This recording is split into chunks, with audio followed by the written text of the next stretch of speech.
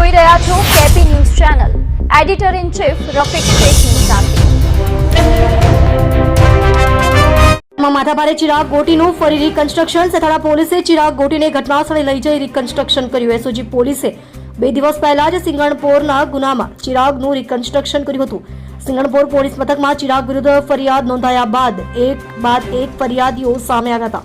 સિંગણપોર સથાણા ચોકબજાર કતારગામમાં આરોપી વિરુદ્ધ ફરિયાદ નોંધાઈ હતી. સથાણા પોલીસ મથકમાં આરોપી ચિરાગ ગોટી વિરુદ્ધ ખંડણીની ફરિયાદ નોંધાઈ હતી. ટ્રાવેલ્સના માલિક પાસેથી બંદૂકની અણીએ ધમકાવી 18 લાખ રૂપિયા પડાવી લીધા હતા. ફરિયાદી મુકેશભાઈ ગજેરાએ ખાંડની ફરિયાદ નોંધાવી ન હતી.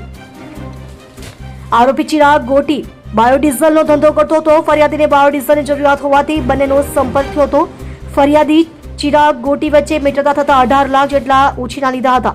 ચિરાગ ગોટી પાસેથી પૈસા માંગવા જતા ચિરાગ ગોટીએ બંદૂક બતાવી ફરિયાદીને ધમકાવ્યો હતો. પોલીસે આરોપી ચિરાગ ગોટીની ધરપકડ કરી કાર્યવાહી હાથ ધરી. તમે જોઈ રહ્યા છો કેપી ન્યૂઝ ચેનલ રફીક શેખની સાથે.